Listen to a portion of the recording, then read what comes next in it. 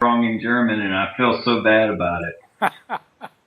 You shouldn't feel bad. I mean, you're gonna make mistakes. I mean, that's just the nature of being Yeah, human. that's true. I'm still pretty hard on myself about it, so. Well, what the heck? It's not a big deal. I mean, it is a big deal in a way, but not really. So we're gonna Yeah. make more errors, and we'll Oh, just yeah. learn that much more, right? Oh, yeah. But you're supposed to learn from them, so I feel like I should have already learned this, but, yeah. So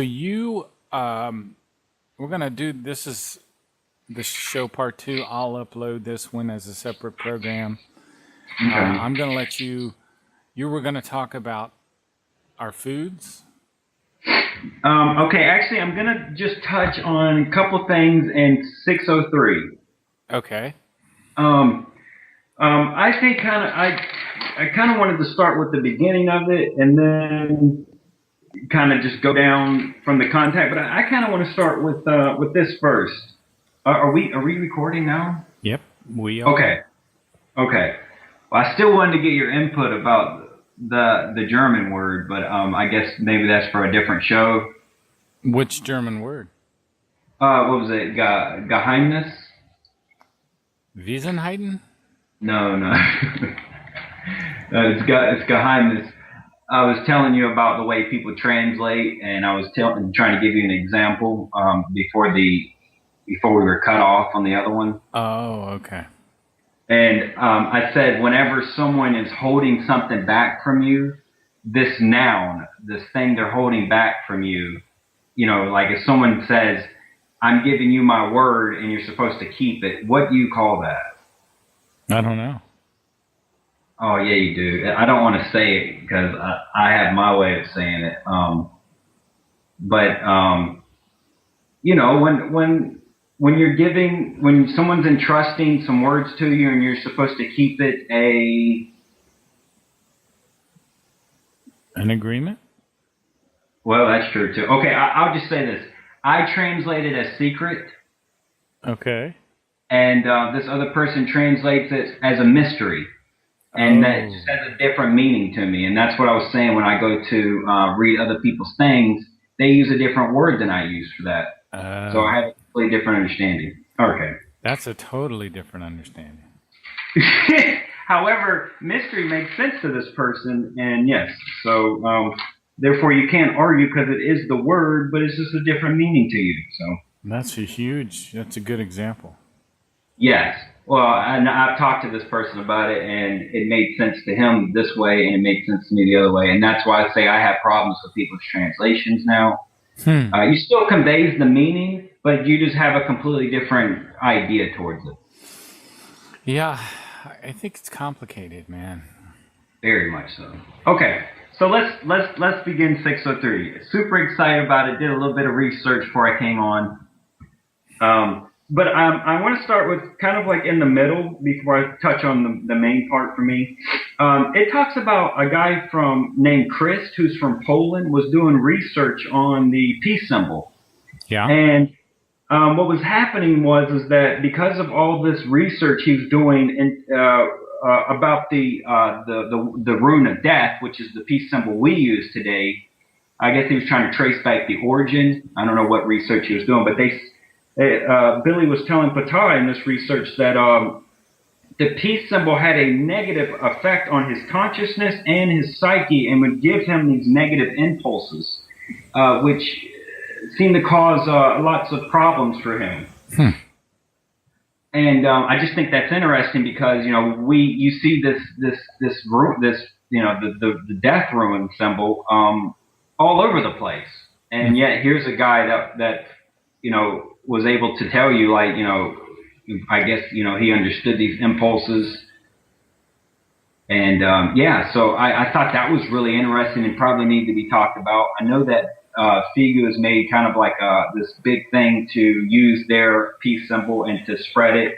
Matter of fact, this weekend I'm going to hopefully make some shirts with it and maybe give them out as gifts to some Figu-related friends. So, I don't know. We'll see. Good idea. Yeah. And this way it's kind of there on a shirt. People may not talk about it, see it, but it still has this impulse, this effect on them when they do look at it. You know, So, and you're getting to something here that's interesting is because all of these subconscious subtle mhm. effects, they kind of pile up. Yeah, the subconscious works in a way in the background, but it notices all this stuff, and it gives you these impulses, and these impulses, they affect your consciousness as well as your psyche. It's always giving you information, you know. I think most people know it as like intuition or that gut feeling you get. Mm-hmm. Yeah, I want to give a quick story about a situation I had. I was actually going to throw one of my chickens out of the chicken coop. I got to the point where I wanted to actually kill this chicken, so I wanted to separate them out. And I was going to do this overnight. And I went to go into the chicken coop, and I was going to do this, and I started getting this really bad feeling in my stomach. Mm-hmm. And I was like, you know what? I know that this feeling is trying to tell me something. And, you know, look at my actions, look what I'm doing. I'm not going to do this. And just turned around and walked back. Right. And, yeah, I think it worked out great for me. This rooster actually ended up becoming like the big dog in all this. And that was like kind of interesting. But That's anyhow, very interesting, as a matter of fact. yeah, so this, you know, you're constantly getting impulses from, you know, from yourself. And I think it's important that we listen to ourselves. You know, we have this knowledge in us. So why not? Well, one of the things I was meditating on, thinking about very intensely this morning for whatever reason or another, is the difference between the material consciousness and the spiritual consciousness.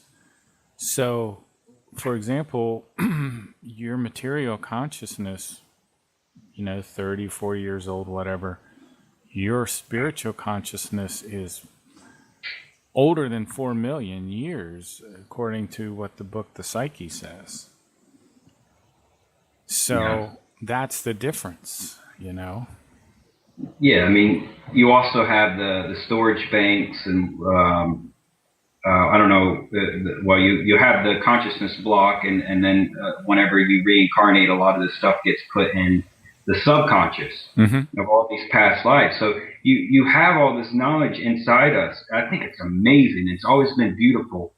Some of this stuff that I had to learn on my own, but then you come to the Billy Meier case. He's telling you all this stuff, and you're like, how important is it to listen to yourself? You know, it's like you've learned this before. It's giving you this again. You know, you just need to listen. And I think the book called The Way to Live calls it our innermost creational personality. Ah, yes. Inner steep. No, don't want to say it wrong.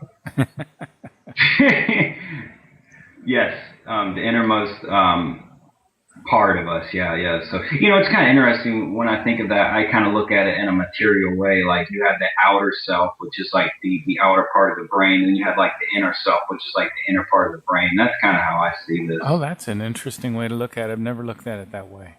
Yeah, it's just I try to see things scientifically, and you know the science psychology talks kind of like about the higher self being the outer parts, what we call the intelligent part of our brain, or the and then they say the ancient part of us is like the inner part of the brain. That is fascinating. Yeah, I think it is. Yeah, I love brain stuff now. I don't like psychology, however, I do love the brain stuff. So. All right, and so I wanted to lead into that, and then get into the big part here. The big part is okay. So let's see. I'm gonna just read my notes here. He talks about artificial fertilizers, and he talks about the spraying that they have to do in order to put the nitrogen and the phosphorus into the soil, and basically, because of all this we've been doing for, I think, 20, 30 years now, it can no longer be changed. He talks about, you know, the effects that it has on the soil. And so what happens is these machines, they press down the soil, and which let me read something from something he wrote called "The Destruction of the Environment as a Consequence of Overpopulation," and this was written a year after this. So I think Billy started becoming aware of the soil, and then kind of made this huge paper, I guess you could say, the speech about the destruction of the environment as a consequence of overpopulation. Because we started to spray and do these things because we needed more food. We needed a way to feed more people, and so we needed a surplus of food. Mm-hmm. Okay, so in it talks about, due to the manifold chemical pollution of the soil and waters, the drinking water becomes poisoned, especially through chemical fertilizers such as phosphorus and nitrogen. The chemical substitutes naturally also reach the groundwater and thereby also into the drinking water cycle. So we're also drinking these fertilizers. All the chemical substances are extremely effective with warmer weather, such as open bodies of water, which are also used as a source of drinking water. And the algae blooms occur. Have you ever seen the waters recently that just kind of sit out in the open? You start seeing like this green stuff on top of it. Oh, sure, yeah. He's saying that these things are kind of are becoming problematic because of the fertilizers that we put into the water, or that are making their way into the water. We don't put them in the water, but we spray it, and then it rains, and it washes into these rivers, these waters, makes itself underground, and we drink it in our wells. Of course, in the cities, it can make its way in there. He talks about them being a bluish-green coloration of the water, and I just told you about the green carpet algae. Mm-hmm. And then he goes to say, because the bacteria produce various toxics, which, of course, poisons the water, so that when it is drunk or when it's used for cleaning your teeth or for cooking, it causes diarrhea, vomiting, nausea, as well as destructive damage to the liver and kidney. And this is the interesting part. Through the heating and boiling of the water, the concentration of poisons increase even more. So we used to think we could just boil it and it'll kill everything. That is not the case for this. Wow. It actually makes it worse. My goodness. So I think that was kind of important to share. So people will be like, oh, I just boil my water. I'm like, no, you're going to need way more than that at this point, which is something I kind of do now. But I don't live near any farms, so I kind of feel privileged in a way, but that's not to say other people aren't spraying into their gardens. Sure. Okay. Okay. And so, all right. So this is no longer changeable. Now there was also recently a study I did on this where the plants are actually absorbing more light because of the environmental changes that are happening from CO2, climate change. And what's happening is that the plants are actually creating more sugar into their leaves and whatnot. But what I want to talk about right now is the fact that these algae, they found that, people were seeing that there was more algae growing. They were like, great, there's going to be more fish then, because these fish, they'll eat the microorganisms and whatnot, come up there and eat it. The fish eat them. And what's going on is that these algae are not producing any nutrition. So these fish are actually dying from nutrition. They're not able to get enough protein. And so actually fish are dying off from this. Wow. Indirectly. So I don't know I don't remember if it was the fish or if it was these small minnows or something, but it's what eats the algae itself. And I guess I should have did more research before I brought that up. But also, it talks about the fact that oxygen can no longer get into the soil. So I was telling you that these they use these big machineries that kind of go over there and they crush down the soil. So he calls them microorganisms in this essential life die off because of this. They're not able to actually get the the oxygen because it's depleted. The soil has been crushed and compact. You ever been into people's gardens or dug outside where it hasn't been messed with, and you start to dig a shovel in there, and all of a sudden there's worms and all these other bugs that you end up digging up? Mm-hmm. Yeah. So typically that is what we, should be there. But if you look at like the agricultural or, these massive farmeries, they spray all these chemicals that kill all this stuff down there. But not only that, they can't even get back in there because it's crushed. There's nothing in the soil. I mean, they have to spray because of this damage they've done, which why Billy said it's no longer changeable. Wow. So we have to really redesign this, which I'm in the permaculture, and one of the things permaculture talks about is using a pitchfork as one of the most important tools, because you actually can make holes into the ground and you allow oxygen into the ground. Yeah, now I can go more into this as well. I did some research on these things. I'm trying to cover the contact note as much as I can. He actually talks about now. This study that he read or had Patel read was from Taiwan and Japanese. It was written by a German by the name of Dr. Annie Catherine. I don't want to butcher her name. And it was called EM Compact. And the way it worked was she had done a study based off of what was going on in Taiwan and Japan. And I don't know much about Taiwan, and I don't see too many people going, "Oh yeah, their medicine's really great and whatnot." And I really don't know much about Taiwan, but do you know much about Taiwan? No, not at all. Okay, well, I don't know how advanced their medical or any of that is, but they live longer than Americans. Really? Yeah. So on average, we live 78.72 years.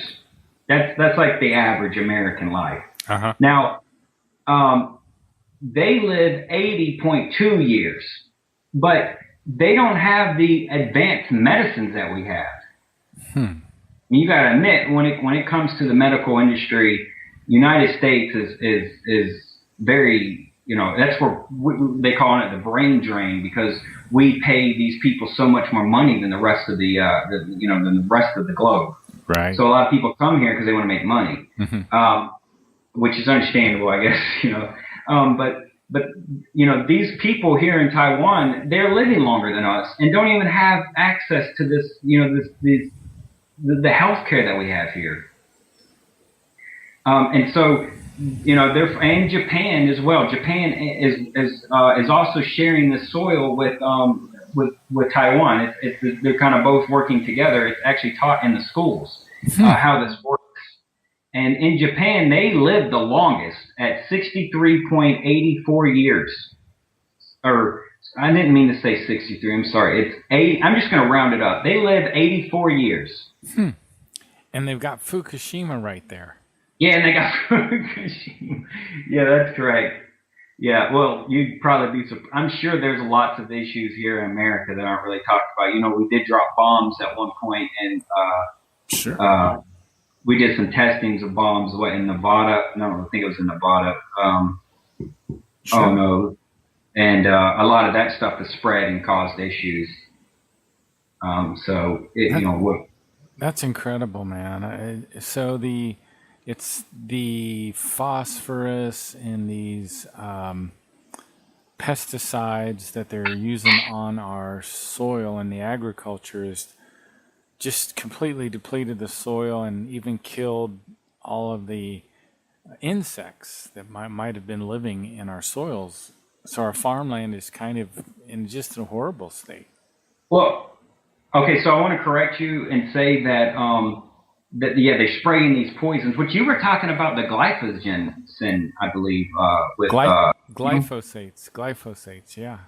Thank you, glyphosate, and which we're also spraying. So we're killing ourselves, and we're killing the microorganisms, and as well as all the rest of everything else that works in nature. Golly, terrible! It's so depressing. Yeah. Overpopulation is so ghastly. It's just so ghastly. Yeah, there's absolutely no issue that can't be solved by, having less people. By adding more people, all problems only get worse. Yeah, they do, man. There's So I this. think people need. There was this beautiful area. I live about an hour outside of Columbus, and just before you kind of go into the main Columbus area, there was still this one beautiful place with some trees and a little pond, and I would always drive past it thinking, wow, there's still a few nice places left in Columbus. Well, about a month or two ago, they started just the bulldozers in there and another apartment complex being built. It's just terrible. The overpopulation's so terrible. Yeah, it's horrible.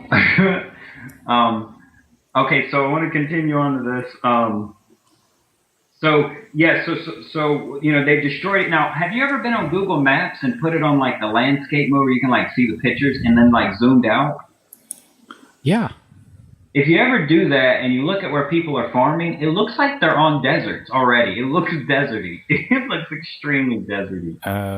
Yeah, the desertification is such a big problem. Yes, and this has a lot to do with it. Of course, in that thing I just read with the consequence of overpopulation, or the destruction of the environment because of the consequence of overpopulation, which was also translated by Vigo Australia, goes into great depths about that. It even says in 2050 there won't be any more fish in the ocean that we can fish in terms of production, because there won't be that many fish anymore because of Well, overpopulation. we're putting so many plastics into the ocean. It's just Yeah, so ghastly. that's also talked about here. Gosh.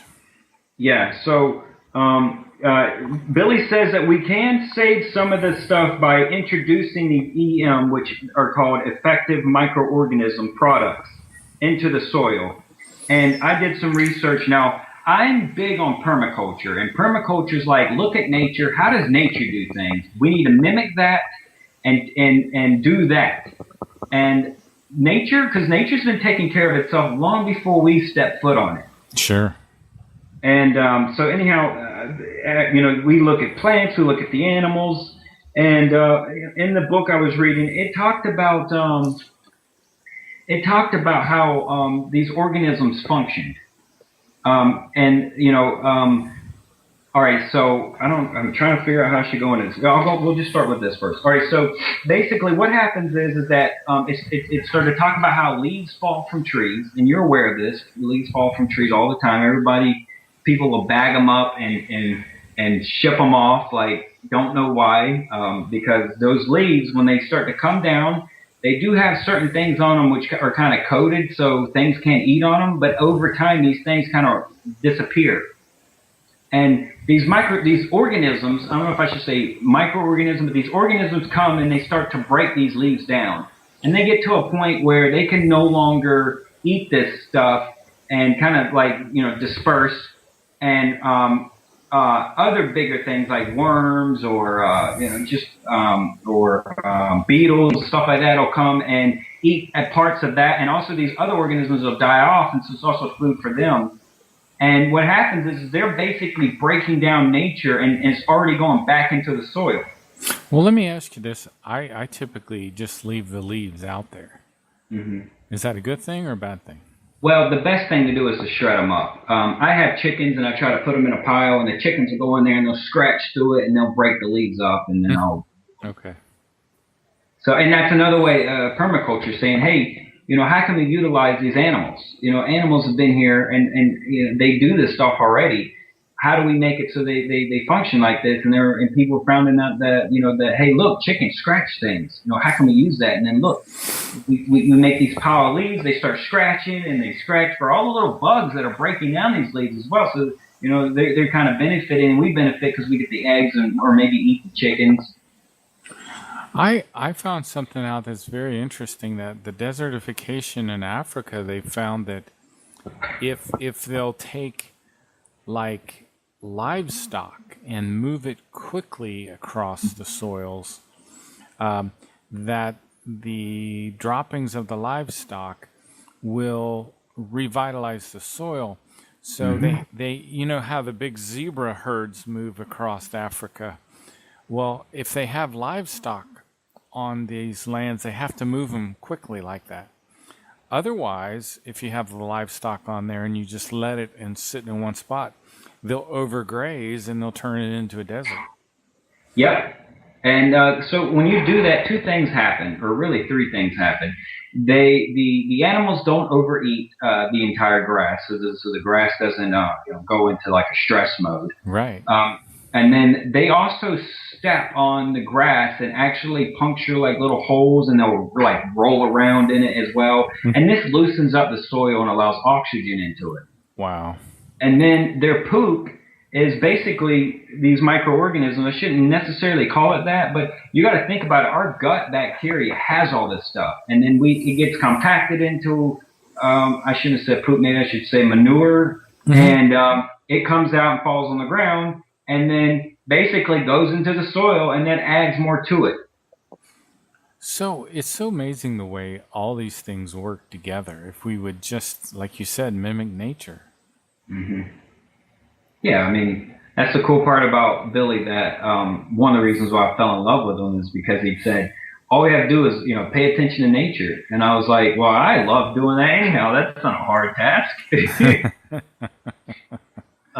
So yeah, of course, we need to mimic nature. And remember, nature is these laws that creation has. That's all they're doing is the laws of creation, which is basically what Billy's trying to tell us to pay attention to follow. The first creational natural law is love, and if people really would let themselves love, they would know that we shouldn't be knocking down these forests all over the place and putting up parking lots and apartment complexes. Yeah. And that paper, the destruction, that one I was just referring to a minute ago, he talks about, basically the Amazons that we're destroying, they produce the most oxygen, and we're getting rid of, we're not only creating more CO2, but we're also getting rid of more oxygen, which, if you know anything about the Meier case, he talks about the oxygen on this planet is already not that great. Right. And you think about, like, for example, the big fire on the West Coast right now, 270,000 acres of forest destroyed. Yeah, so it's staggering. Yeah, so I wanted to also talk about that. God, there's so much to talk about.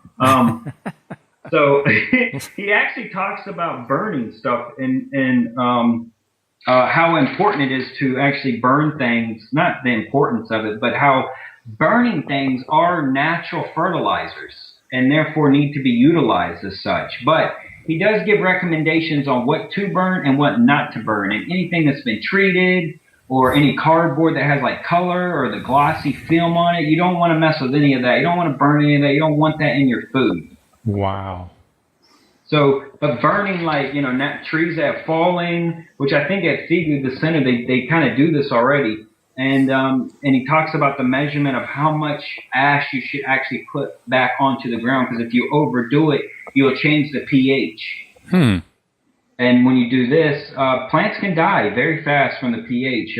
There's certain wavelength, I don't know if I should call them wavelength. There's certain, if you start going too far down, you get acidic. You go too far up, you get alkaline. And during these things, only certain things can be taken up. So, for instance, I think calcium, I don't know, I don't have the chart in front of me. I'm not going to give any examples. I don't want to make any mistakes. But, yes, so you change this too much, the plant's not able to survive because it can't get what it needs. On that note, let's talk about these organisms, these organisms that I read in my own permaculture book that we're destroying in the soil. All right, so in the soil we have organisms that live in there, and these organisms act as the middleman for the plants as well as the nutrition in the soil.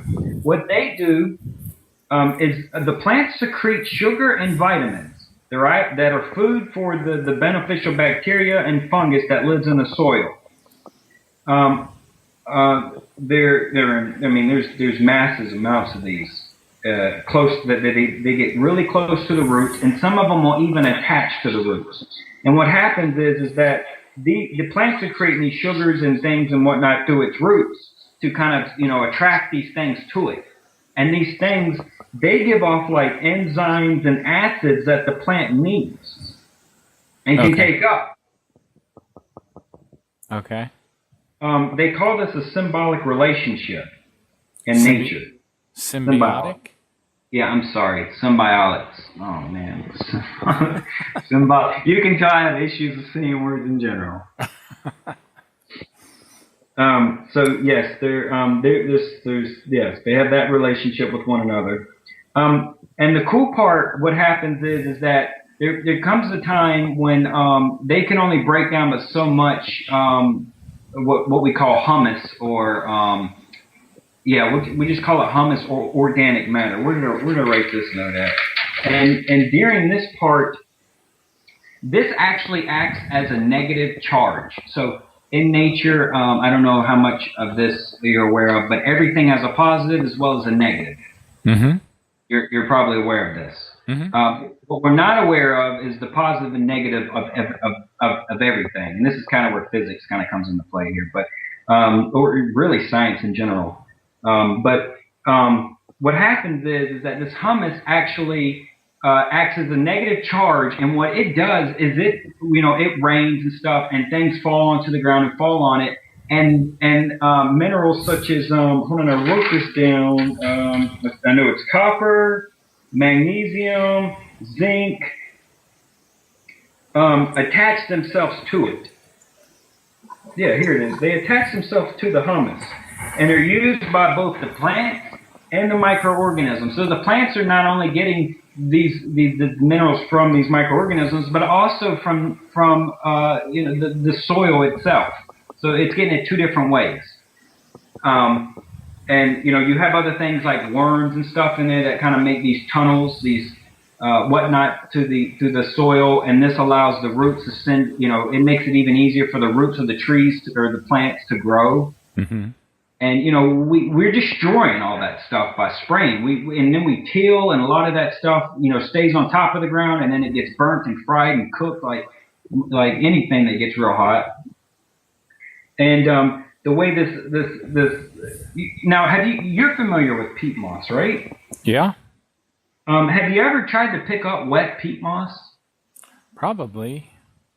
Well, it's extremely heavy when it's wet. When it's not wet, it's not very heavy. I shouldn't say it's not very heavy. Depending on who you are, it might be kind of heavy. But you add water to it, and it's increased 4 to 6 times its weight. That's how much water it's able to absorb. And that's what humus does. The soil that we have, it absorbs this water. And so we're sitting here watching California basically burn, And I don't know now. A lot of the forest has been there for a while, but it wasn't always there. The place started out as a desert, and then we created these water canals and whatnot, and rain used to function correctly that way. I shouldn't really be picking on California, but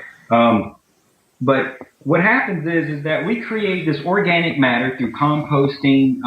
What happens is naturally in nature, leaves fall down every year. Massive amounts of leaves fall down, and inside these leaves, there's nutrition because there's typically different types of trees, and different types of trees take up different types of nutrition, and then they fall into the ground. Things come and eat them, and therefore you start getting this humus. This organic matter that all these things are kind of breaking down and turning into poop, and just naturally we didn't have to do anything.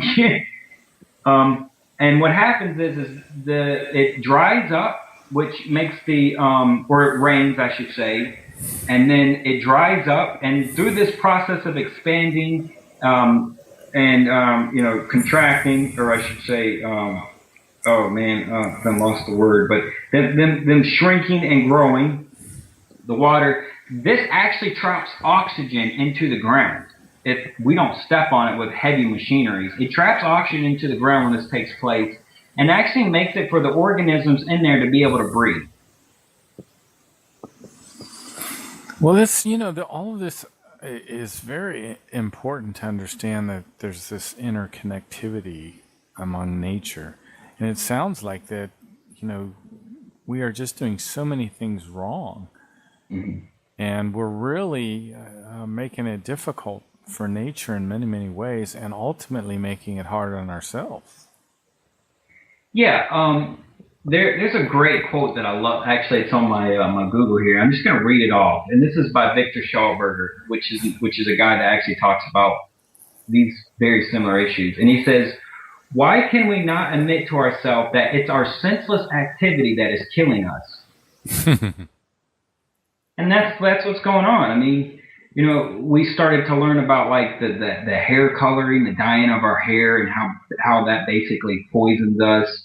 Yeah. And then the nail file remover is literally absorbed and we put all this stuff, and I kind of feel like I'm picking on women at this point, but when we overdo our cleaning of our body, we over shower, which actually destroys the sweat bacteria on our body, and so we become more susceptible to allergies, and just we do all these crazy things.